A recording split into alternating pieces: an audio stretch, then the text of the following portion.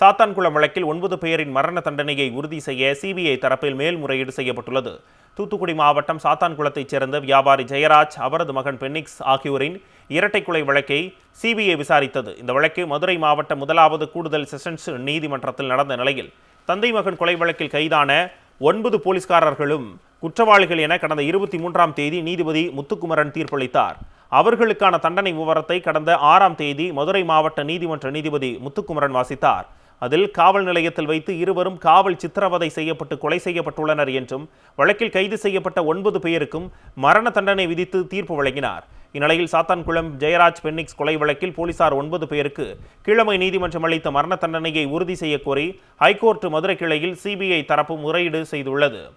இந்த வழக்கு விசாரணையின் போது 9 குற்றவாளிகளும் சிறையிலிருந்து காணொலி மூலம் ஆஜராகினர்.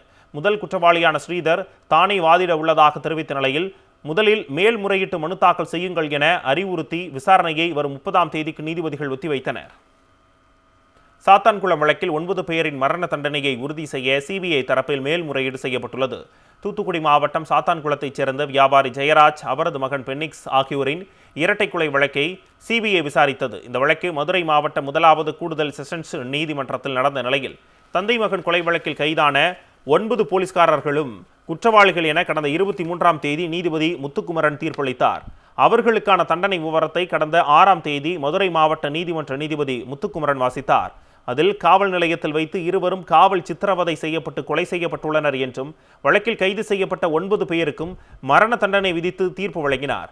இந்நிலையில் சாத்தான்குளம் ஜெயராஜ் பென்னிக்ஸ் கொலை வழக்கில் போலீசார் 9 பேருக்கு கீழமை நீதிமன்றம் அளித்த மரண தண்டனையை உறுதி செய்ய கோரி ஹைகோர்ட் மதுரை கிளையில் சிபிஐ தரப்பு முறையீடு செய்துள்ளது. இந்த வழக்கு விசாரணையின் போது 9 குற்றவாளிகளும் சிறையிலிருந்து காணொலி மூலம் ஆஜராகினர். முதல் குற்றவாளியான ஸ்ரீதர் தானே வாதிட உள்ளதாக தெரிவித்த நிலையில் முதலில் மேல்முறையீட்டு மனு தாக்கல் செய்யுங்கள் என அறிவுறுத்தி விசாரணையை வரும் 30ஆம் தேதிக்கு நீதிபதிகள் ஒத்திவைத்தனர்.